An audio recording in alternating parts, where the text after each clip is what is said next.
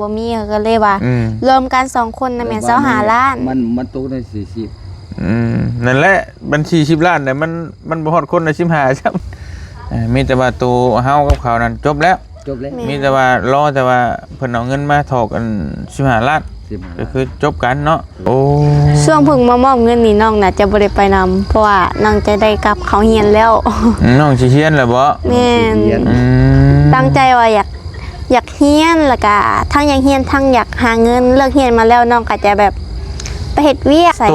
ตัวเฮียนนี่ก็น้องสิเฮียนครั้งนี้ใช่ป่ะแม่นเพราะว่าเห็นน้องแป้งเว้าซี่เลยไอ้ก็เลยอยากถามเลยเพราะว่าเห็นในเพจช่องนึงว่าซั่นๆเนาะ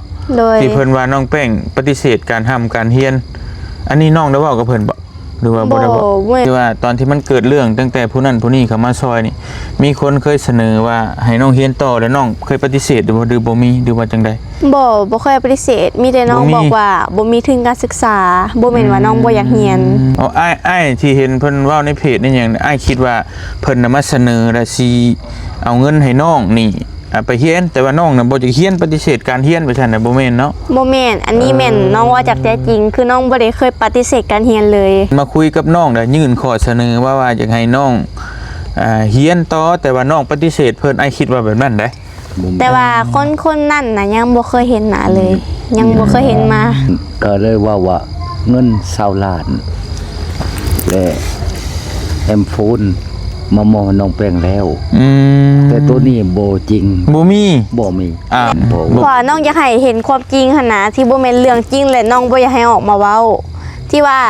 กี้เราเอาเงินออกมาใช้20 ล้านบ่แม่นความจริงมันสำนีแล้วจุดเป็นมาซี่ไว้หั่นนะนั่นแหละก็อันนี้แม่นขอบใจไอวีหลายๆแม่นว่า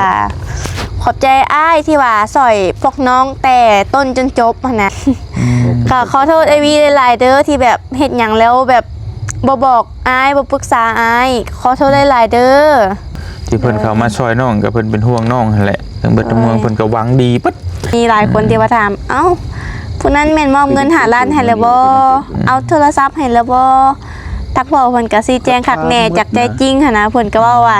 ยังบ่ได้หยังขยักฮู้แม่นไปเบิ่งตัวจริงเลยเพิ่นว่าน้องไป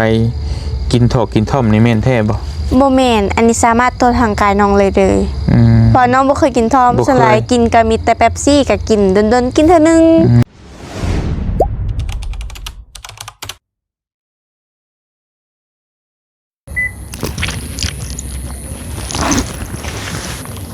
พี่น้องเห็นเนาะ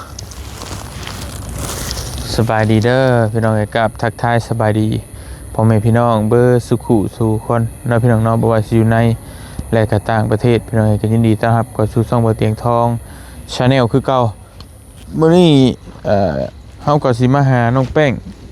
อีกรอบนึงตอนรอบค่ำพอดีบ่เตียงมาแต่เบิ่งบานประตูมีทางเอื้อยตุนเพิ่นสิบริจาคบานประตูมาให้น้องเพิ่นแต่ว่ามันบ่ตรงกันกับวงกบพี่น้องก็เลยแล่นลงมาก็สิมาถามข้าวแล้วแหละมื้อนี้เพราะว่าเพิ่นนัดคุยกันเด้พี่น้องเพิ่นนัดเจรจากันบ่ฮู้ว่าสรุปเป็นจังไดนัดเจรจาปรับใหม่สรุปเท่าไหร่มันเละออกบอกมื้อนี้หรือว่าจังใดนะไปถามเพิ่นก่อนพี่น้อง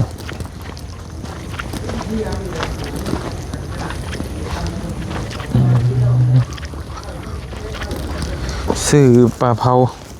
มาฝากเพิ่นปลาเผาชุดนึงกับขนมพี่น้องเอ้ยเนาะ โอ้สบายดีเด้อสบายดีกินข้าวแรงหรอบ่ยังอยู่ปาเธอเบื่อกินข้าวจะกินยังแฉกินขนม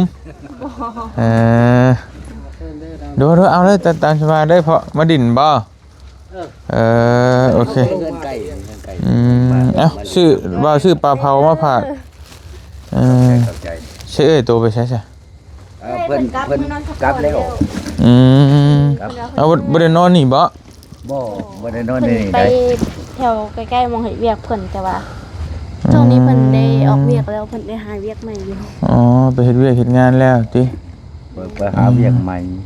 อืม เพราะว่าตอนนี้ยังคาอยู่นำอันนี้แหละ บ่อนเก่าเพิ่นบ่รับแล้วบ่อ่ะนี่ไม่นั่นแหละ ที่มันเพิ่นบ่หลับบ่เลยว่าไหนเพราะว่าเราก็เลยลานะตอนนั้นแล้วมาเฮ็ดเวียกน้ำพอนี้แนวนี้แบบนี้จังซี่ ไปเห็นว่าน้องเขาหมอเพิ่นก็เลยแบบ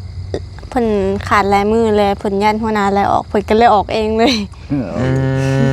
ตัดสินใจเอาเองเลย แม่ กัน นตู้ไว้ซะก่อน เพิ่นเป็นหัว กันตัว ประกันก็บ่คักคนไหนได้เลยนี่จักเพิ่นสิไล่ออกหรือบ่ไล่ออกก่อนแหละ ตั้งแต่เพิ่นบ่ไล่ก็มีเนาะเพิ่นเห็นใจเพิ่นเห็นข่าวอยู่กันเพิ่นอาจจะบ่ไล่ก็มีพี่น้องเห็นเนาะเป็นจังไดเวียกงานแล้วล่ะบ่ แล้วอะไรได้ จบเรียบร้อยแล้ว จบ แม่น จบ โอ้ ว่าหนึงมาสิว่าให้บ่เตียงพังเนาะ โดย มันว่าเรื่องว่ามันอยู่นั่นมันตกใน40ล้านนึงแหละ 40ล้านเบิดเลย เจ้า อ๋อ แม่นทั้งเบิด3คนเลย ได้40ล้านน่ะบ่มีหยังยุ่งเกี่ยวมันนะ ลาบาสีข่อยเฮ็ดเอาเองข่อยแล้วเขาก็ขอให้แต่ขอครับขอจนสิเป็นลมก็มี เออ แล้วก็เลยเห็นใจ ใจมองว่าลักษณะที่ว่าลดลงมาให้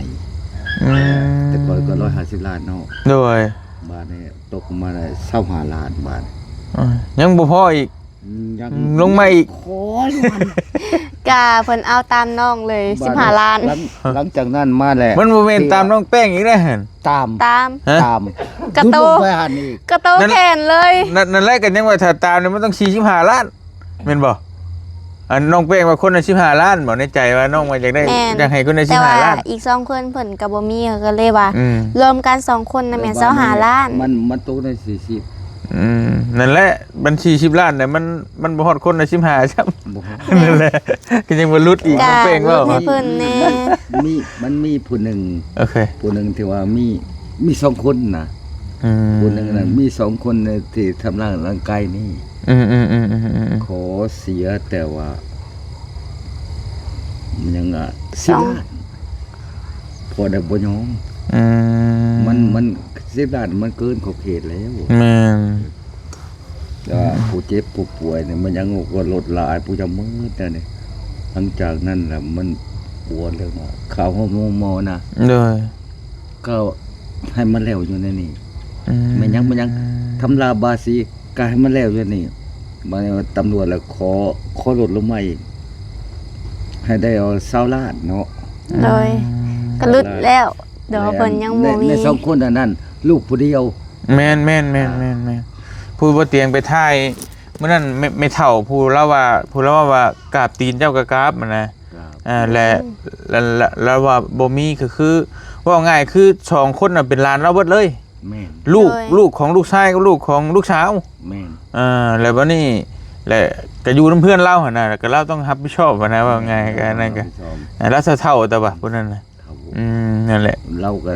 จนว่าสิสกเป็นลมหมดแล้ว เห็นมื้อนี้ก็แบบน้ำไหน้ำแน่ น้องให้นำบ่ได้บ่ แม่นทั้งไหทั้งเว้าเพิ่นนั่งต่อหน้าตำรวจหั่นน่ะเลยก็ทั้งไหทั้ง ก็ได้ทุกสิ่งทุกอย่างก็เลยลดหลายเพิ่น ในเงิน ในวัง30ล้านเนาะ2คนเนาะ โดย ในสิมานี่มันลดลงมาแล้วบ้านนี่จากนั้นน่ะเพิ่นขออีกลดลงมาอีก25ล้าน ชาวหาล้านสองคนนั้น ใน2คนนั้น อ๋อ แต่พวกผู้เดียวปกครองว่าซั่นซะ อ๋อในกรณีที่ว่าน้องขวัญก็ต้องพิมพ์เนาะแม่นบ่ตัวที่ว่าอันไม่เท่าแล้วฮั่นตัวไม่เท่าแล้วดูเล่น2คนฮั่น แม่ โอเคแต่2คนนั้นน่ะชาวหาล้าน โดย อ๋อโอเค มาแล้วเนี่ยเพิ่นจ่ายไปแล้วได้เงินนั้นแปลว่าลาวอันผู้2คนนั้นว่าซั่น2คนนั้นยังเหลืออยู่15ล้านเนาะ แม่นยังเลยอยู่15ล้าน แล้ววัน เพิ่ ที่5เดือน3วันจะมาส่งมาอีกแล้วมามอบอีกนะเด้อวันที่5เดือน4 อื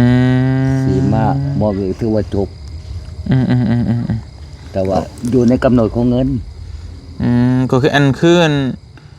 แม่ของน้องหยังน้องเบนบ่ น้องเบนน่ะใจครบ จบ แล้ว จบแล้วน่ะเนาะ แม่น อ๋อเด็ดเลยยังเหลือตัวที่น้องขวัญก็น้องพิมพ์ทูไม่เท่าเราดูแลนี้ แม่ ยังเหลือ10 15บ่ แม่ยังเหลือ ยังเหลือ15ล้านอ๋อ ทั้งหมดนั้นตกอยู่ใน40ล้าน โดย แต่ว่าถ้าเธอพูดนึง15ล้านมันเป็น45 แม่นต้อง แม่น 45ถ้าเอาตามน้องแป้งว่านะมันต้อง45แต่35อัน นี่ 3คน พอเข้าไปพอยังหลุดลงอีกได้ พี่น้องเนาะ ก็สงสารอีดู แฮงเห็นผลตัวจริงก็แฮงแบบอี เป็น ตน ได้ เพิ่น ความรู้สึกอยู่ในตอนไปเห็นเพิ่นอีตนเพิ่นเนาะ อีต้นเพิ่นก็ไม่ว่าลักษณะที่ว่าจักสิว่าได้อีดูอีต้นสงสาร แต่ว่าเฮาเนี่ยมันถูกเสียหายอยู่แล้ว แม่น แล้วหลังจากนั้นเพิ่นจะขอเสียผู้หนึ่ง5ล้านหนึงได้ อืม ทั้งสองคนเพิ่นเฮ้ยเราก็โหลดมาได้สำนี้แหละมันสุดแล้วเขาทั้งตำรวจตำหยังก็ว่ามันสุดแล้ว อืม ถ้าว่าบ่ได้อย่างนี้ยาวเขาก็ว่าว่าแบบลักษณะที่ว่ามันต้องยาว เด็ดขาด อืมเด็ด ว่า ขาด มันเด็ดขาดเนาะ มันโหลดลงมันสุดเลย แม่ มันสุดเลย แม่น ถ้าว่าไปโหลดเนี่ยมันแล่นไปไกลๆมันห้วยมันสิหยุดแล้ว มันยึดแล้วว่าโอ้คักอีดิ รถมันเบิดน้ำมันแล้ว มันมาแล้วมันจอดแล้ว มัน แม่ สิ น ก่อนแล้ว มันไปบ่เป็นเลยเนาะ มัน ไป เป็น บ่ได้แล้ว จาก150ล้านลุดเดือ40ปลายมันยังบ่ได้นะสมมุติว่าได้ปลายนี่ต้อง50ล้านเนาะอันนี้ปลาย50ล้านน่ะก็ยังบ่ได้ไล่ได้40ล้านพี่น้องไงที่ว่าเราเว้าแรกๆเนี่ยคือ150ลุดลงมา เหลือ40ล้านก็แล้ว เสือกไก่ขาดเลยว่ายังมันยังยุดนะมันยังบ่ขาดลายเด้ แต่ว่าโบดังนั้น พอแล้วเว่าได้เลยถ้าโบได้ดังนั้น เรื่องนี้มันสิยาว มันก็ต้องยาวแท้ แม่น มันสุดเลยดิ แม่น มันสุดเลย แล้ววันนี้เพิ่นมอบมันยังให้เบ็ดเช็ดจบแล้ว แม่น ทั้ง3คนนั่นเป็นได้บัดนี้ต่อไป ทั้ง3คนนั้นแม่นถ้าพ่อแม่ยังอีก15ล้านถอกเบิดแล้วเพิ่นจังได้ออก อ๋อ ที่กะที่หนาเพิ่นได้ออกได้ยินเขาพวกอ้ายตำรวจเพิ่นเว้าเด้ มีประชุมยังอีกนะ แต่ว่าพอก็ว่าบ่เป็น อืม แต่ว่าจบจากนั้นเลยจะได้ปล่อยพวกนี้ออก แม่น หลังจากที่ยังมาจ่ายอีก15ล้านเนาะ แม่ หลัง น จากนั้นให้มันเบ็ดเสร็จเรียบร้อยก็คือจัง น้องเสียอธิบายให้เข้าใจแม่นในทิศภายในทิศหน้านี้พวกอันแม่หญิง3คนนั้นเพิ่นจะได้ออก ออกมาแล้วแม่นได้ไปหาเฮ็ดเวียกหาเงินมาทอกหั่นนะหาเงินมาทอกและบัดนี้ก็น่าจะมีเขาอ้ายตำรวจคอยสอดแนมบอกกับไปจอบเบิ่งหั่นนะย่านเพิ่นแบบสิว่าไดหนี้ออกมาก็คือเก่าแล้วพ่อแม่เพิ่นก็ได้ใช้จ่ายคือเก่าบัดนี้ ในใจน้องก็อยากให้เพิ่นออกมาแล้วเพิ่นหาเฮ็ดเวียกหั่นนะ โอเค เฮ็ดเวียกแล้วเอาเงินมาให้แม่ไป น้องเป้งว่านี่เข้าใจความหมายแล้วคือว่าไงคือเมย์ทั้งเมเท่านะ โดย สุดละตอนนี้มันจำมันบ่มีเงินแล้วเนาะ แม่น ก็เลยว่าจะให้แบบให้ทั้งเจ้าหน้าที่ตำรวจเนี่ยเป็นเซ็นบทบันทึกอหยังเป็นหลักการไว้ แม่น และให้ทั้ง3คนนี้ออกมาเฮ็ดงาน แม่ หาเงินมาใช้แทนประมาณนั้นบ่ เพราะว่าเพิ่นเป็นผู้ก่อเหตุเดะเพอทั้งป้าทั้งอาหรือว่าแม่เฒ่าเพิ่นก็บ่มีแล้ว แม่ ตอนนี้ อืม เพิ่นก็สุดที่เพิ่นจะหามาได้แล้วหั้นนะ อืม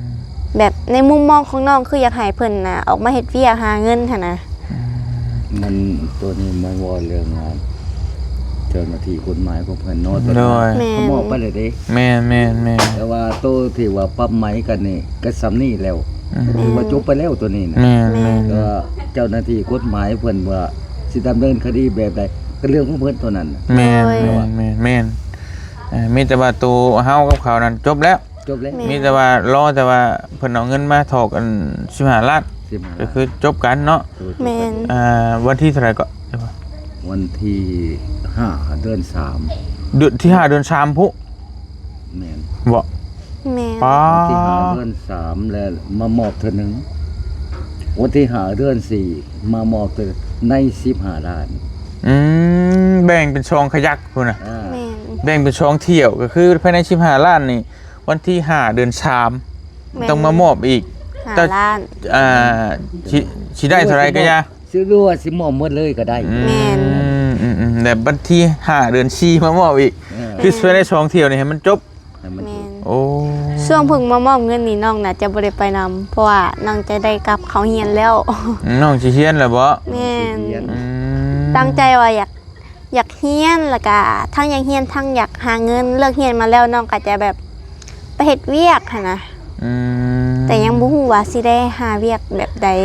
ยังบ่ฮู้ว่าจะสิ และ สิได้เฮ็ดเวียกอยู่ไส ตัว นะ ตัวเฮียนนี่ก็น้องสิเฮียนข้างในใช่ป่ะ แม่น อ๋ออั อันนี้แบบน้องรู้สึกว่า การศึกษามันก็เป็น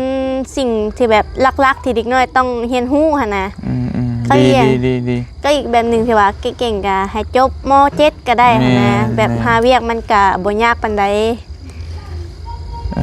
พี่น้องเนาะ ในใจน้องก็อยากเรียนเดี๋ยวนี้ โอเค ดีแล้วพอบอกว่าเห็นน้องแป้งเว่าสิเลยไอ้ก็เลยอยากถามเลยเพราะว่าเห็นในเพจช่องหนึ่งว่าซั่นๆเนาะ โดย ที่เพิ่นว่าน้องแป้งปฏิเสธการทำการเฮียน อันนี้น้องได้เว้ากับเพิ่นบ่หรือว่าบ่ บ่ ได้เว้า เมื่อว่าน้องปฏิเสธก็มีอย่างหนึ่งก็ช่วงหนึ่งน้องก็บ่มีเงินหั้นนะบ่มีเงินก็บ่กล้าเรียนต่ออเพราะว่าคันน้องเรียนต่อก็ต้องได้เอาเงินไปจ่ายค่าเทอมแต่ค่านั้นค่านี้ในโรงเรียนหั้นนะมันก็ต้องหลายอย่างอยู่แล้ว แล้วบัดนี้น้องก็แบบตัดสินใจว่าขอออกเรียนก่อนเพราะว่าช่วงนั้นก็แบบบ่มีเงินอะหลีเลย อืม แบบคือน้องไปเฮ็ดเวียกนี่ก็ได้มือ35,000ที่ก็50,000หั่นนะน้องก็แบบเอามาให้แบบพ่อเพิ่นไปซื้อข้าวซื้อน้ำอิหยังมาไว้หั่นนะแบบน้องก็เข้าใจว่าถ้าสมมุติว่าบ่มีเงินก็ต้องได้ออกเรียนก่อนช่วงนั้นแบบบ่มีเงินแฮงแบบก็เสียดายการเรียนอยู่แต่แบบในใจหนึงก็อยากเรียนอยากหาเงินหั่นนะแต่แบบเฮ็ดนั่นเฮ็ดนี่บ่ทันเลยตอนนั้น ก็เลยอ้ายอยากถามตอนที่มันเกิดเรื่องตั้งแต่ผู้นั้นผู้นี้เข้ามาซอยนี่มีคนเคยเสนอว่าให้น้องเรียนต่อแล้วน้องเคยปฏิเสธหรือว่าบ่มีหรือว่าจังใด บ่เคยปฏิเสธมีแต่น้อง บ่มี บอกว่าบ่มีทุนการศึกษาบ่แม่นว่าน้องบ่อยากเรียน ตอนนี้นี่ใจน้องแม่นอยู่ในการเรียนตอนนี้ พี่อยากเรียนอยู่ แม่น เอาอ้ายที่เห็นเพิ่นเว้าในเพจนี่หยังอ้ายคิดว่าเพิ่นน่ะมาเสนอแล้วสิเอาเงินให้น้องนี่ไปเรียนแต่ว่าน้องน่ะบ่จะเรียนปฏิเสธการเรียนไปซั่นน่ะบ่แม่นเนาะ บ่แม่นอันนี้แม่นน้องว่าจากใจจริง คือน้องบ่ได้เคยปฏิเสธการเรียนเลย โอ้ คือน้องแบบหักในการเรียนหั่นน่ะ โอเค แบบ โอเค สอนได้มันก็มีประสบการณ์และความรู้หลายอย่างในการเรียน แบบ โอเค เพราะว่าอ้ายเห็นในคลิปที่เพิ่นออกมาเว้าว่าอาจจะเคลียร์เสียความรู้สึกที่ว่าน้องแป้งปฏิเสธบ่เรียนต่อบ่อยากเรียนต่อแล้วเพิ่นเสียความรู้สึกประมาณนี้อ้ายว่าอ้ายก็เลยคิดว่าน้องนี่ปฏิเสธเพิ่นมาเสนอเอาเงินให้น้องเป็นทุนการศึกษาไปเรียนต่อแล้วน้องปฏิเสธคิดว่าเป็นแบบนั้นแต่บ่แม่นเนาะ โดยบ่แม่น วอดแต่ว่าคำที่ว่าวิธีการศึกษาอย่างนี้ โดย แล้วผู้คนเพิ่นผู้ใหญ่ใจดีเพิ่นก็ว่าอยากให้เฮียนแต่ละคนมาทุกคนเลย แม่นแต่เรื่องนี้เพราะว่าน้องเพิ่นนี่ยังอยู่ในวัยเรียนกำลังอยู่ในวัยเรียนนั่นแหละแล้วจังใดก็ต้องเรียนแต่ให้มันฮอดจังนั้นก็คือน้องผมว่าให้ได้ใบประกาศ แม่น จบม .7 ก่อนจังออกมาเฮ็ดหยังก็เฮ็ดบัดนี้จังย่างบ่ได้เห็นไหม ก็แม่น ถ้ามันมีความสามารถไปต่อดีก็ไปต่อวิชาชีพเลยก็ได้ แต่ว่า โดย มันบ่ได้ดีก็ให้ใบประกาศจบม .7 นะ โดย โอเคพี่น้องก็ถือว่าเคลียร์ตัวนี้เนาะน้องเพิ่นก็บ่เตียงเห็นก็เลยบ่คักปานใดที่ว่าเห็นเพิ่นเว้าน้องก็เห็นอยู่บ่ในคลิปเห็นอยู่บ่ แม่นซ่องไผ เดี๋ยวยังบ่ว่าออกคลิปก็ได้แต่ว่าน้องเห็นอยู่บ่ในคลิปที่เพิ่นเว้าเกี่ยวกับน้อง เห็นหลัง เห็ เห็น นอยู่ ว่า แม่นบ่ เอ้ยเพิ่นแบบเห็นเอ้ยเพิ่นเลื่อนผ่านเลยได้ยินว่าน้องบ่ได้รับการเห็นเลยน้องก็เลี้ยวไปเบิ่งเลย ตอนแรกน่ะน้องกำลังแบบชอบได้ เห็นแบบว่าเว้ากับพ่อหั่นนะเว้าเรื่องแบบการเรียนนี่แหละตอนแรกก็แบบอยากให้พ่อซี่แนะหั่นนะอยากให้เพิ่นแนะนำว่าเสร็จบ่ได้จึงหาเงินเข้าไปเรียนต่อได้ แล้ววันนี้พอได้ยินเอ้ยเพิ่นเลื่อนผ่านเลยน้องได้ยินปุ๊บน้องหันไปเอ้าไผน้อเว้า แล้ววันนี้หันไป ตอนแรกก็ตกใจเลยเอ้าผู้ใดเนาะว่าน้องบ่อยากเรียนหั่นนะก็แบบ อ้ายเลยคิดว่าเพิ่นมาคุยกับน้องแล้วยื่นข้อเสนอว่าอยากให้น้องเฮียนต่อแต่ว่าน้องปฏิเสธเพิ่นอ้ายคิดว่าแบบนั้นได้ แต่ว่าคนนั่นน่ะยังบ่เคยเห็นหน้าเลย ยังบ่เคยเห็นมา รักษาแต่ว่าบ่มีการศึกษาบ่มีทุนการศึกษาแต่บ่มีทุนการศึกษามีแต่ว่าน้องว่าอย่างนี้ กับอีกอย่างหนึง บ่คือว่าเพิ่นมาหาน้องอยู่ห้องหมออยู่แม่นบ่คือว่าเพิ่นเอาโทรศัพท์มาให้เด้แม่นบ่ บ่มีเลย บ่มี ทราบหรือบ่มี โทรศัพท์บ่มีบ่ อันนี้น้องมั่นใจเลยว่าบ่มีไผมา โทรศัพท์ก็บ่มี ตอนนี้ บ่มี อ้าว ในมุมมองของน้องน่ะจะเป็นแบบกระแสบ่หรือว่าตามโลกโซเชียลทั่วไปหั่นนะ มันก็มีหลายอยู่แต่ว่าหนึ่งมาคือน้องแป้งนี่แล้วก็เจจักเจหยังเราบ่ก็ เข้าใจ บ่ว่าบ่เป็นหยังในเฮา แต่เพิ่นก็เลยว่าเงิน20ล้านและแอมโฟนมามอบให้น้องแป้งแล้ว แต่ตัวนี้บ่จริง บ่มี บ่มี อ้าว แต่โตะที่น้อง มี อ แต่ ยาก วงกบอันนี้ อยากขอเว้าในซ่องอ้ายเด้อบ่เรื่องนี้เรื่องตัวว่าอันนี้แหละอ้ายน่าจะเห็นแล้วเนาะตัวนี้ ไอ้เห็นแล้วคลิปนะ น้องขอเว้าได้บ่ตัวนี้ ว่ารถ คือน้องอยากรู้ว่าโตที่ว่าเอื้อยน้องเอ้ยกี้หั่นเนาะเป็นเอื้อยแท้ๆของน้อง แล้วว่าที่โตว่าเป็นเงิน20ล้านที่ว่าเอื้อยน้องเอาออกมาใช้น่ะบ่แม่นความจริงเลยอันนี้มีการอัปเดตบัญชีอยู่แต่ว่าบ่ฮู้ว่าอยู่ไสอยู่เทิงบ่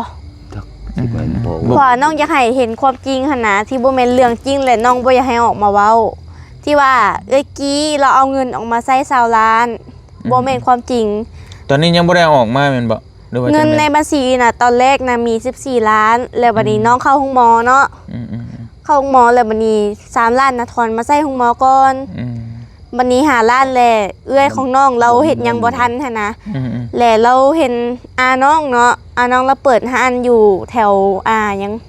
รัก7บ่ไหนที่ว่าเพิ่นเล่าให้อ้ายฟังมื้อคืนนี้หั่นน่ะแม่นเอื้อยน้องได้ปากไปว่าอันนั้นร้านขอยืมเงินได้บ่จัง5ล้านมาใช้จ่ายในห้องหมอก่อนแล้วบัดนี้เพิ่นก็จกให้ ตัวนั้นก็บ่มีแท้ แล้วนั้นแล้วนี่แล้วเอ้ยเพิ่นแบบบ่ฮู้จักหยังหันนะก็บ่คิดว่ามันสิเป็นเรื่องใหญ่เอ้ยเพิ่นก็ถอนเงินที่ว่าพวกผู้ใจบุญเพิ่นมาบริจาคให้5ล้าน ถอนออกมานั่นเท่าไรจากบัญชี ถอนออกมา5ล้านมาใช้คืนถอนออกมา5ล้าน แม่น แต่ยังเหลืออยู่เท่าไรในบัญชีตอนนี้ เดี๋ยวนี้น่ะยังอยู่9ล้าน เดี๋ยวน้องขออนุญาตขึ้นไปถึงเอาใบนะก่อนเพราะน้องก็บ่แน่ใจว่าแม่นอะหยังอยู่ไสวะเปิดเบิ่งเลย อันนี้ เงินในบัญชีแม่นบ่เคยฮอน20ล้านจักเทื่อนี่สเตทเมนต์เนาะ แม่น น้องเอ้ยเอาอันนี้เงินโอนเข้ามันคือหลายใบเด้อซะหลายนะ อ้ายเบิ่งยอดมันนะยอดใบสุดท้ายนะ นี่ยอดแต่ละมือเนาะเรียงกันมาโอน โด เข้าย อัพขึ้นโอเค แม่นตัวนี้บ่แม่นเรื่องจริงเลยที่ว่าเอ้ยกี้เราแล้วก็สิว่าไปไหนน้องความรู้สึกของน้องคือรู้สึกว่าเอ้ยเพิ่นเราเสียหายหั่นนะที่ว่าเรามาเว้าว่าเอ้ยน้องน่ะเอาเงินไปถอนใช้ว่า20ล้านเอาไปใช้ส่วนตัวแต่ว่าน้องย้ายแบบนี้น่ะสมมุติว่าเอ้ยน้องไปสมัครอยู่ไสแล้วเพิ่นบ่รับหั่นนะน้องคิดแบบนี้หั่นนะ ก็บ่เป็นหยังตัวนั้นก็แล้วเขาจังว่ากันเนาะ โดย เพราะว่าเรื่องนั้นก็ค่อยว่ากันเอาตัวเรื่องเงินนี่ก่อนคือยอดทั้งเบิดนี่14ล้านนี่บ่ แม่นและบัดนี้โต3ล้านกะโตที่น้องอธิบายมาหั่นล่ะเพราะเอ้ยน้องเราก็บ่ฮู้จักหยังหั่นนะคิดว่าเงินเพิ่นมาผู้ใจบุญเพิ่นมาบริจาคให้กันอาจจะใช้ได้ ถึงคันว่าบ่ได้จากสำนี้แล้วก็จุดเป็นบัญชีไว้หั่นนะ แต่ว่า เข้ใจ บัดนี้ทั้งเพิ่นหลายคนของใจก็คือว่าตัวอันนี้ตัวในบัญชีชัดเจนแล้วเพราะว่ามันตัวบ่ได้พี่น้องคือธนาคารเอาดึงสเตทเมนต์ออกมาก็จังใดก็ชำนั้นเนาะ โดย แต่ว่าอันนี้โอเคแหละแต่ว่าตัวบัตรเงินสดบัดนี้ทั้งอันนั้นเพิ่นได้รวมไว้อยู่บ่ว่าผู้นั้นสมมุติว่าเฮาเอามาให้เท่านั้นแล้วก็ผู้นี้เท่านี้เอามาเท่านี้นะ ตัวที่จำได้ก็มันได้จดไว้ตัวที่จำบ่ได้ก็บ่ได้จด เพราะว่าเอื้อยเพิ่นเป็นคนหลงๆลืมๆหั่นนะ ประสบการณ์อย่างนี้นี่บ่เคยมีจัก บ่เคยมีโอเคแหละตัวที่จดไว้น่ะได้เท่าไหร่ล่ะ จังหวะ อันนี้น้องฮู้เจี้ยที่ว่าเอื้อยเพิ่นจดหรือว่าเงินสดที่อยู่น้ำเอื้อยนะแม่นอยู่น้ำเอื้อยเลยบ่น้องก็บ่ฮู้ นั่นแหละ นำตัว เพ นี้ ราะว่านักศึกษาเพิ่นก็จะฮู้ว่าบางทีที่คนบริจาคมาเพิ่นจะฮู้ว่ายอดเท่าใดเนาะ โดย ผู้ที่เพิ่นช่วยเพิ่นก็จะฮู้เป็นธรรมดาหั่นแหละ โดย แต่เฮาชี้แจงให้เพิ่นได้ โดย ที่บ่ได้ขาดตกบกพร่องมันก็บ่เป็นหยัง โดย ตัวนี้ก็ต้องเข้าใจทั้งสองกำสองพายเนาะพี่น้องเนาะคืออันนี้นี่ตัวในธนาคารนี่โอเคเฮาไปเช็คมื้อใดก็ได้ แม่น แต่ว่าที่สิ่งที่เพิ่นยังฮู้ตอนนี้เนี่ยคือแบบว่าตัวเงินสดหันแต่มันได้เท่าไรแล้วก็ มันสดนี่น้องก็บ่ฮู้ว่าได้เท่าใด นั่นแหละแล้วมีแต่ว่าเดี๋ยวคุยกับเอื้อเจ้าเด้อ แม่น และจดไว้จดเตือนแหละเงินอ้ายมามอบนี่เท่าไรได้เงินสมมุติว่าทั้งมีทีมงานใดชื่อหยังเนี่ยเอื้อหยังมามอบแหละเท่าไรแหละจดไว้แล้วมารวมกันเบิ่งแหละมันได้เท่าไรนะเพิ่นก็ยังฮู้ ข ใช่ไหม นาดน้องเองนี่ยังบ่จืดเลยว่ามีไผจืดแต่ว่ามีอายผู้เดียวที่ว่าเอามาให้น้องหั่นนะจืดได้จืดแต่อายนี่ โอ้ กับเอ้ยโมเม คนอื่นน้อยใจได้หาคนอื่นก็ไม่ จืดแต่อายกับเอ้ยโมเมและกาสหพันธ์แม่ยิงแขวงหั่นนะจืดแต่สำนั้นกับเอ้ยต้นนกที่น้องจืดเรื่องนั้นน้องบ่จืดเลยว่าแม่นไผแม่นยาเลยจืดแต่เอ้ยต้นนกและกาอายเอ้ยโมเมและกาสหพันธ์แม่ยิงแขวงที่น้องจืดมีสำนี้เลย แต่ว่าบ่ฮู้ว่าเท่าใดจืดแต่ว่าของเอ้ยต้นนกแม่น1,000 บาทของเอ้ยโมเม่แม่นล้านหนึ่งเพิ่นช่วยขายยา แขนหายนี่นะ ของอ้ายแม่น4ล้าน8 3คนอันหยังก็ระดมแม่นบ่ที่น้องจื้อได้เลย 4 ล้าน8 รายการสหพันธ์แม่นหญิงแม่น500,000 4 ล้าน8กับมื้อนั้น700,000เนาะก็เป็น5ล้านปลายนี่แหละ5ล้านประมาณนี้2เทื่อของระเบ้าน่ะประมาณ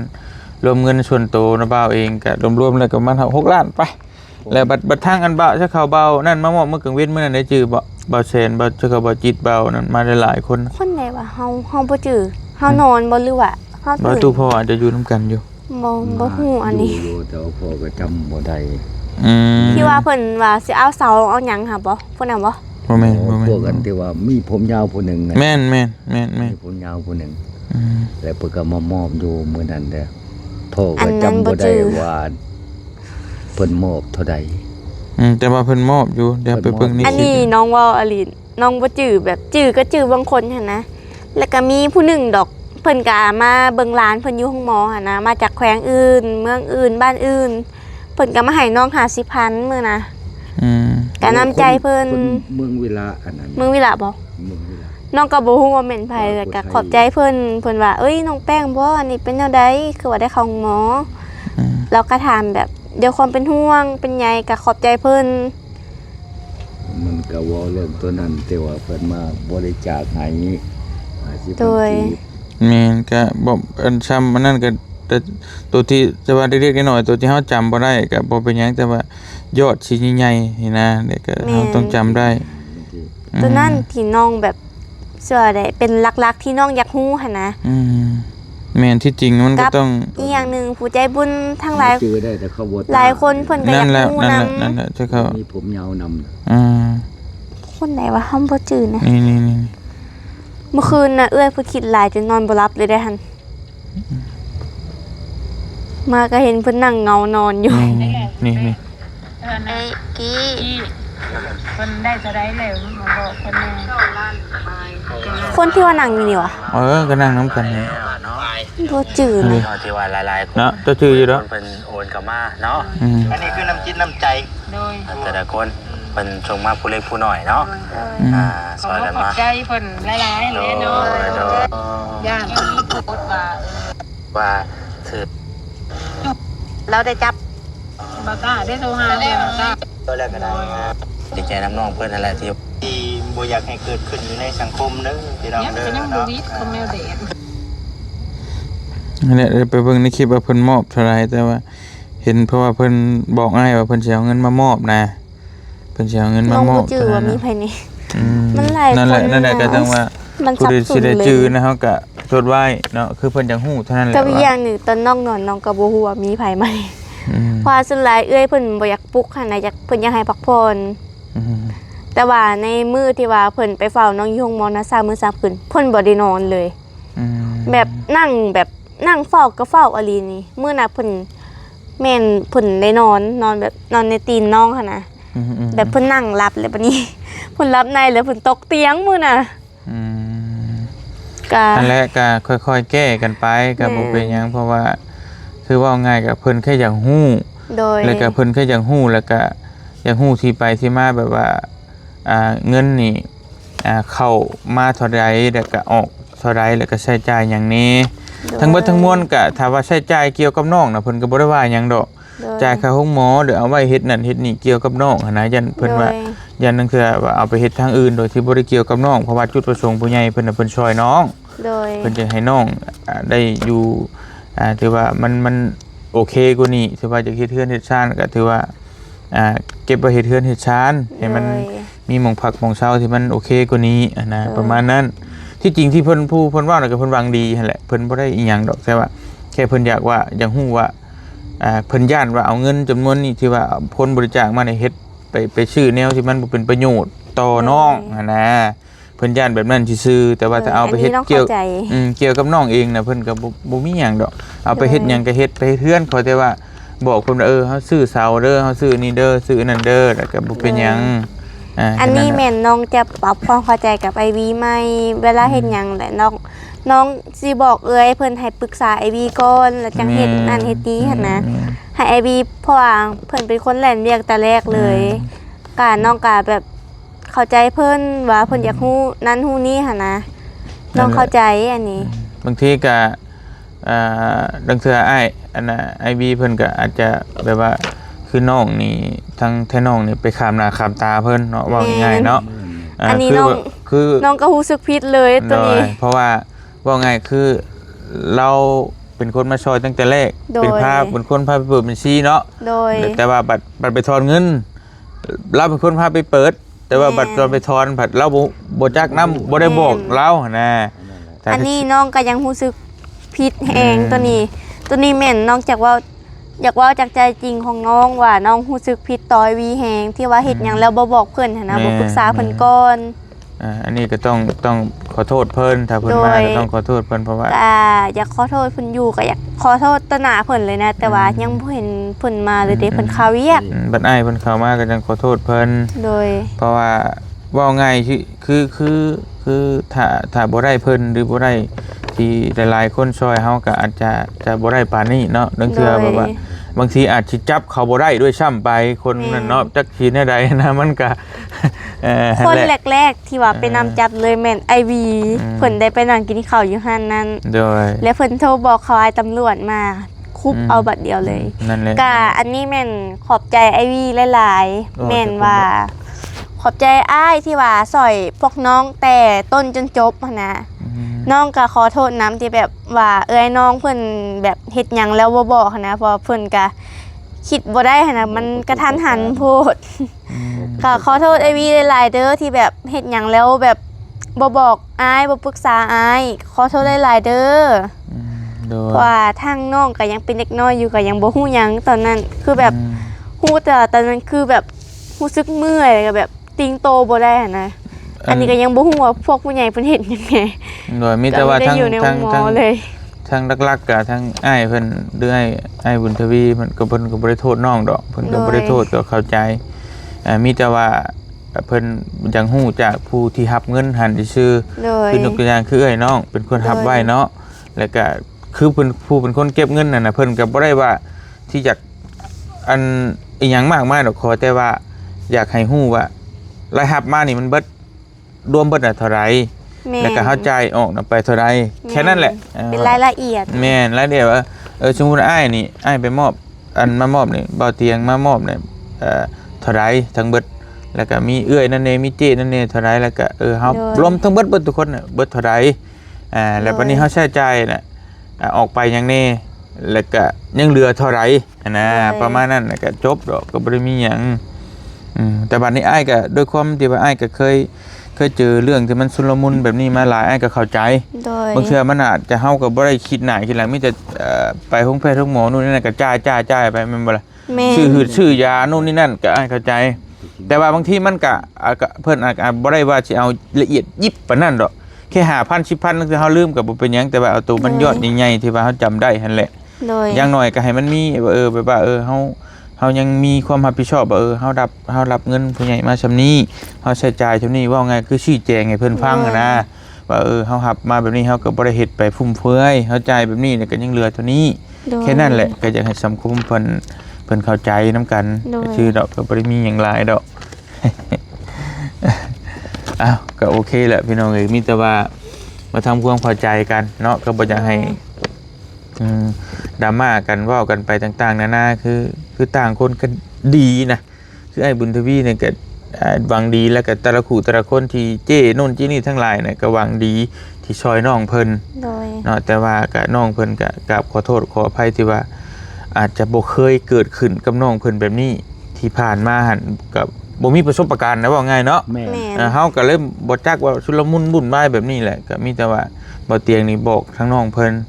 อย่าให้จดให้ที่เฮาจื้อนะเฮาจดไว้แล้วก็รวมทั้งเบิดทั้งมีในบัญชีแล้วก็นอกบัญชีน่ะมันเท่าใด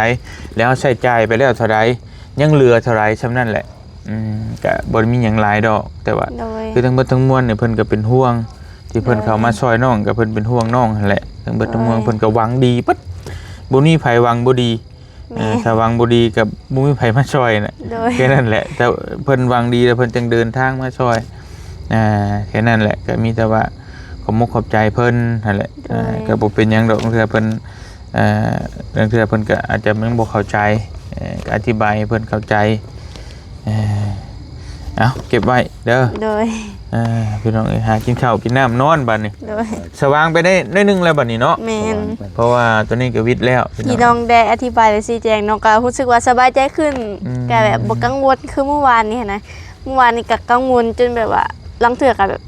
ตื่นรับแล้วก็หุ้งมือขึ้นมานะหุ้งมือแบบหุ้งมือบัดเดียวแล้วก็นอนบ่หลับเลยก็มานั่งคิดเรื่องนี้หั่นนะน้องก็นั่งเบิ่งอันนี้เบิดคืนนั่นเองค่ะ โอเค แล้วก็รู้สึกว่าเจ็บหัวอยากนอนก็เลยเข้าไปนอน มีแต่ว่าน้องก็พยายามหั่นแหละพยายาม โดย เพราะว่าตอนนี้น่ะเว้าไงคือน้องเป็นคนดังแล้ว โดย สิเฮ็ดหยังก็ต้องระมัดระวังเนาะ โดย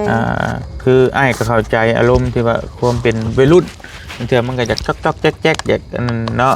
แต่ว่าเฮาก็ต้องระมัดระวังแน่จักหน่อย โดย เดี๋ยวคนที่บ่หวังดีที่เฮ็ดนั่นเฮ็ดนี่กับน้องหั่นแหละตอนนี้ก็น้องเขาฮู้น้องเบิดแล้วเด้ไปใช้ก็ฮู้แล้วน้องแป้ง แม่น เออ แปลว่าอันพอไปบ้านน้องเดินมื้อน่ะสบายดีพอน้องแป้ง นั่นแหละ จะแม่นไผแล้ว มันจะมาเป็นคนดังแล้วได้นี่นั่นน่ะนั่นแหละ คนที่ว่าพ่อรู้จักมาถักพ่อเพิ่นลางเทื่อเพิ่นก็งงเพิ่นก็มาถามเฮาได้ว่าเอ้ารู้จักผู้นี้บ่น้องก็ว่าเอ้าเฮาก็บ่รู้จักได้แม่นไผวะลางเทื่อแบบว่า คือเพิ่นเป็นหัวหน้าหน่วยเนาะเพิ่นไปเก็บสมาคมก็มีหลายคนที่ว่าถามเอ้าผู้นั้นแม่นมอบเงินหาล้านให้แล้วบ่เอาโทรศัพท์ให้แล้วบ่ทักพ่อเพิ่นก็ชี้แจงคักแน่จากใจจริงหั่นนะเพิ่นก็เว้าว่ายังบ่ได้หยังขอยากฮู้แม่นไปเบิ่งตัวจริงเลยว่าคันสิเว้าซื่อๆก็ย้านแม่นคนบ่เชื่อหั่นนะ โอเค ในใจน้องก็อยากให้มาเบิ่งตัวจริงคันเว้าจากปากก็ย้านบ่มีคนเชื่อก็ แต่ว่าทั้งโทรศัพท์น้องยังบ่ได้เนาะ แม่นยังบ่ได้ โอเคโอเค คันว่าบ่ได้หรอก แต่ ก็ ว่าแนวใดมันจะวงกลมนี่แหละ แม่น บ่แต่อันนั้นแหละก็ได้ยินว่าเพิ่นเอาโทรศัพท์มามอบแล้วแล้วก็ มี บ่มี ยังบ่ เนาะ มี ที่ทั้งเห็นทั้งเพิ่นว่าน้องไปกินถอกกินท่อมนี่แม่นแท้บ่ บ่แม่นอันนี้สามารถตรวจทางกายน้องเลยเด้อ เพอน้องบ่เคยกินทอม บ่เคย ส่วนหลายกินก็มีแต่เป๊ปซี่ก็กินดนๆกินเท่านึงแบบว่าส่วนหลายน้องก็บ่สูบไปลิ้นใส่ดอกก็คือที่ว่าหมู่น้องก็มาลิ้นน้ำคือว่าวันเช้านี้เพิ่นก่อนเพิ่นไปโรงเรียนเพิ่นก็ยังมาแวะลิ้นน้ำน้องนี่เพิ่นก็มาแบบทักทายน้องว่าเอ้ยจะเอาบ่เข้าเรียนบ่อย่างว่านี้ฮะน้องก็แบบเว้าด้วยใจจริงเว้านำหมู่ว่าข่อยก็อยากเข้าเรียนแล้วเดี๋ยวนี้นะกำลังว่าปรึกษาหารือกันคนในครอบครัวว่าจะเข้าเรียน เพิ่นก็เอ้ยดีใจนำเด้อขอแล้วมาเข้าห้องข่อยเด้อเพิ่นว่า แต่ว่าตัวนี้ก็น้องกล้าให้ตรวจร่างกายได้ว่าบ่ได้กินเนาะ แม่น แล้วบ่เคยกินบ่หรือว่าเคยอยู่โดยบ่เคย บ่ เลย เคย อันนี้แม่นเห็นนี่แม่นส่วนหลายน้องมักเบิ่งโทรศัพท์นำเอื้อยเนาะเลยเห็นเอื้อยเพิ่นเลื่อนผ่านก็ว่าลางเทื่อน้องก็เห็นข่าวนำเอื้อยน้องว่า อันมีคนกินกระท่อมแล้วตายและน้องก็บ่จักว่าน้ำกระท่อมมันเป็นแนวใดนะ ตอนนี้คือบ่จักเขานำกระท่อมมาเป็นแบบใด แม่นแต่ว่าเคยเห็นที่ว่าตำรวจตำในเขาไปค้นในรถแลว่ามันเป็นตุ๊กหั่นน่ะสีน้ำตาลบ่ที่น้องเคยเห็นได้อันนี้บ่แม่นว่าน้องเคยกินน้องเคยเห็นซื่อๆแบบเห็นที่ว่าเพิ่นถ่ายลงเฟซหั่นนะเห็นผ่านๆจาก เห็น โท ใน ร เฟ ศัพ ซ ท์ ในหยังในนั่นที่ว่าเพิ่นลงในเฟซในหยังนั้น แม่น แต่ว่าเรื่องไปลิ้นในนั่นในนี่ไปลิ้นจอกๆแจ๊กๆหน่อยก็มีปลายอยู่แม่นบ่ บ่ไปกะโดนๆน้องไปเทื่อนึงส่วนหลายก็มีแต่หมู่เพิ่นมาหลินนำอยู่ในเฮือนหั่นนะ แต่ว่าหมู่มาชวนลิ้นไปนั่นไปนี่ก็ไปเป็นบางครั้งบางคราวไปอยู่บ่ บ่ได้ไปส่วนหลายกะนี่ไปอันเตบานอยู่ในเดือนนานี่เด้ก็ขออนุญาตพ่อเพิ่นว่าไปได้แต่ว่าต้องฮู้จักมุงกับน้องก็ว่าโดยน้องไป3 โมงมื้อน่ะไปเตบานน้ำหมู่หั่นน่ะแบบไปเบิ่งเขาเตบานไปเบิ่งหมู่ตัวเองเตบานนั่นน่ะ โดย กะไปเบิ่งกะมื้อหน้าแม่น5 โมงแลงน้องก็มาแล้วน้องก็อาบน้ำอาบในกินข้าวกินน้ำแล้วน้องก็นอนมื้อน่ะส่วนหลายน้องก็บ่ได้ไปใส่ไก่มีแต่ลิ้นในบ้านส่วนหลายบอกกับหมู่เพิ่นมาลิ้นน้ำกะนั่งลิ้นใน แล้วก็ เดินเฮือนนี่แห ไป ละ แคมป์คลองหั่นบ่ ไปกะเดินๆน้องก็ไปเทื่อนึงเข้มของก็บ่แม่นว่าไปทุกมื้อหั่นนะ ก็บ่ได้ว่าไปทุกมื้อหรอกแต่ว่าเว้าเรื่องไปเลาะไปลิ้นนี่ก็ว่าคือ สำหรับอ้ายก็ว่ามันเป็นเรื่องธรรมดาที่ว่าไปลิ้นไปหัวนู่นนี่นั่นนะแต่ว่าคิดว่าอย่าไปเดึกไปดื่นเกิน น้อง นะ ก็รู้สึกว่ามันบ่ธรรมดาหั่นนะมันดึกแล้ว บ่แม่นว่าไปทุกวันแน่ แม่น ก็โดนๆน้องก็ไปเทื่อนึง ก็บ่ได้ว่าหรอกว่าไปทุกมื้อทุกอย่างแต่ว่า โดย คือยังฮู้ว่าก็ไปอยู่เป็นบางครั้งบางคราว แม่ เนาะ นกะเดินน้องกับไปลินทันลินนี่นะ อันนี้ก็เข้าใจ ส่วนหลายน้องก็แบบอยู่เฮือน คือหมู่เพิ่นส่วนไปลินเส้นในเมืองน้องก็ว่าบ่ไปกะปีที่แล้วนี่กะมีแต่ลินอยู่ในเฮือนที่กะแบบไปลินอยู่บ้านพ่อตอนยังน้อยนี่ส่วนหลายสงกรานต์นี่ไปบ้านพ่อเพิ่นพาไปลินอยู่บ้านก็ไปรดน้ำพาฮดนั่นฮดนี่หั่นน่ะน้องก็โอเคกับ แต่ว่าเรื่องสำหรับส่วนตัวอ้ายน่ะเรื่องไปลิ้นไปหัวนู่นนั่นไปน้ำมูน้ำพวกอหย่างที่ไปลิ้นปกติน่ะมันบ่เป็นหยังมันบ่ได้ผิดหยังขอแต่ว่าเฮาจะไปเฮ็ดสิ่งที่ผิดกฎหมายเนาะยกตัวอย่างคือกินท่อมกินคอลลาเจนกินไปตี้เป็นหยังแบบนี้มันมั่วสุมจริงที่ผิดกฎหมายนี่คือมันบ่โอเคละแต่ว่าไปลิ้นแบบว่าไปเลาะแคมคลองไปย่างลิ้นตลาดนู่นนี่นั่นมันเป็นธรรมดาเป็นเรื่องปกติมันก็บ่ได้ผิดหยัง สำหรับน้องสิ่งที่ผิดกฎหมายนี่ว่าสมมติว่าคนอื่นว่ามองในมุมมองของเขาแม่นกระท่อมนี่ก็บ่ได้ผิดกฎหมายแต่สำหรับน้องนี่คือผิดกฎหมายแล้วก็เป็นสิ่งที่บ่ดี ผิดนั่นแหละเนาะ สามารถฆ่าคนตายได้เลย คือที่ว่าน้องเห็นน้องเลื่อนเฟซแล้วได้ยินว่าข่าวเพิ่นเว้าหั่นนะ โดย มื้อนั้นสลายน้องก็เบิ่งมีแต่เบิ่งน้ำเอื้อยหั่นนะและน้องก็ไปเห็นแบบนั้นน้องก็แบบรู้สึกว่าเอ้าเป็นหยังคือกินมันแซ่บมันหยังบ่ก็ยังบ่เคยกินดอก แต่ว่าก็อยากฮู้ซื่อๆหั่นนะว่าเป็นแนวใดแต่ว่ายังบ่เคยกินก็ แต่ว่าบ่เฮ็ดก็ดีแล้วเพราะว่ามันเป็นสิ่งที่บ่ดีมันเป็นสิ่งเสพติดเนาะมันเป็นตระกูลอันเดียวมันบ่ไงมันผิดกฎหมายเบิดช่วงอันกระท่อมคอลลาเจนพวกเกี่ยวกับพวกตระกูลไปเสพติดกับมันรองจากยาบ้าลงมาน่ะเฮาบ่ต้องเฮ็ดมันให้ดีที่สุดบ่ต้องเอามาเกือก น้อง กลัว เห็น กับ เธ เจ้า อห ข นึ่ อง ง ช่วงอันเอื้อยน้องเพิ่นเป็นโรคกระเพาะโรคประจำตัวเพิ่นเป็นโรคกระเพาะแล้วพาเพิ่นไปโรงหมอในมื้อนั้นประมาณ 9:00 น 10:00 นนี่แหละไปก็มีเอ้ยกกตอนนั้นเอ้ยกกเพิ่นทันได้ไปอยู่ไทยหั่นนะไปแล้วมื้อนี้เห็นได้ยินหมอเพิ่นว่าอันหยังซอกคอลลาเจนบ่แล้วเข้าหมอน้องเห็นน่ะโตเอ้ยเราโคตรเหลืองเลยมื้อน่ะน้องก็ว่ามันก็แน่นั่นแหละเพิ่นจังห้ามแต่ว่าบางคนมันดื่มก็บ่ฟังเนาะ แม่ ก็แนวบ่ดีที่จริงเพิ่น อัน ห้าม นี้ นี่ ก็ ดี แล้วแต่บางคนที่ว่าจะดีหรือสิออกก็ขึ้นที่ตัวเฮาเองหั่นน่ะ แม่นนั่นแหละก็มีแต่ทั้งนี้ทั้งนั้นก็คืออ้ายบอกหั่นแหละพยายามให้อยู่ในกรอบที่ว่า เวลาเฮาไปลิ้นก็ให้จักโมงจักยามเนาะไปตอนแรงก็หยังแล้วก็ตอนนั้นก็มากลางดึกกลางดื่นก็บ่ไปเนี่ยมันสุ่มเสี่ยงเฮาก็บ่ไปเอาพอดีพองามนะคือมันมีบุญมีศีลเฮาก็ไปลิ้นก็ได้ปกติมันเรื่องลิ้นเรื่องหัวปกติแต่ว่าแนวใดมันบ่ดีเฮาก็จักอยู่แก่ใจเฮาก็บ่เฮ็ดแค่นั้นแหละก็บ่มีหยังหลายดอกพี่น้องเอ้ยไปมีแต่ว่าพักผ่อนเด้อ เจ้า โด เรา ย สิขอตัวกลับก่อนบัดนี้ก็ก็ถือว่าได้คำตอบแล้วมื้อนี้ก็พี่น้องเอ้ยหลายๆอย่างแล้วก็ขอสรุปที่ว่าได้เจรจากันได้คุยกับทั้งผู้กรณีก็จบเรียบร้อยมีแต่ว่ารอให้เพิ่นเอาเงินมาถอกเหลืออีก15ล้านเนาะ โดย 15ล้านก็ประมาณ 20,000 กว่าบาทก็จบพี่น้องเอ้ยมีแต่ว่าให้มันจบมันแล้วซะพี่น้อง โดย ตูดน้องเพิ่นก็ให้น้องเพิ่นเริ่มต้นทำต้นเทียนอีกต่อไปเนาะไปสำหรับมื้อนี้ก็บ่เตียงขอตัวจบคลิปไว้เพียงส่ำนี้ก่อนเนาะแต่ใดก็มีความคิดเห็นใดๆก็คอมเมนต์ใต้คลิปเดี๋ยวบ่เตียงก็สิมาอ่านเบิ่งพี่น้องเอ้ยมีแต่ให้น้องแป้งแล้วก็ทั้งพ่อขอมขอบใจ FC บัดจุกุทุกคนที่ ขอบใจหลายเด้อ ที่ซอย ทุกคนเมืองลาวให้อยู่ดีมีแรงอันใดก็มีแต่ความสุขความเจริญนั่นล่ะ โดย ทั้งคู่คนละนี่เพิ่นก็ให้ มีความสุขความเจริญ โดย โด ที่ว่าสั่งลากันในมื้อนี้นั่น ก็ให้มันแล้วมันทั่วเนาะ แล้วมัน จบมันสิ้นแล้ว ทุกสิ่งทุกอย่างก็มันยังก็คิดอันใดก็มา โดย ว่าอันใดก็ได้ โดย มีแต่ความสุขความเจริญคือเงินให้ได้เงินคิดทองให้ได้ทองอย่างนี้นะ โดย ให้หังให้มีแต่นี้ต่อไปอ่า สาธุบัจจุกุทุกคนมกกับใจหลาย โดย ๆไปบ่เตียงขอตัวเดินทางกลับก่อนพี่น้องเอ้ยได้ขอสรุปแล้วแล้วก็ทางภายกรณีจ่าย40 ล้านจบอยู่ในหั่นทุกสิ่งทุกอย่างก็คือจบกันเนาะก็บ่ได้มีหยังบัดนี้มีแต่ว่าให้เจ้าหน้าที่เพิ่นเบิ่งเรื่องคดีกันหยังแล้วก็จบแล้วก็น้องเพิ่นก็ออกมาใช้ชีวิตปกติ อันตัวนั้นน่ะเรื่องกฎหมายมอบเจ้าหน้าที่ แม่นเฮาก็บ่ขอก้าวล่วงเนาะ บ่ เรื่องกฎหมาย ก้าวล่วง กันให้เพิ่นดำเนินการตามระเบียบกฎหมายบ้านเมือง ระเบียบกฎหมายของเพิ่น เฮาก็บ่สามารถก้าวล่วงได้พี่น้องเอ้ยไปขอตัวเดินทางกลับก่อนอยู่ดีมีแฮงเบัดสุขทุกคนสบายดีเด้อพี่น้องเด้อได้คำตอบแล้วบ๊ายบาย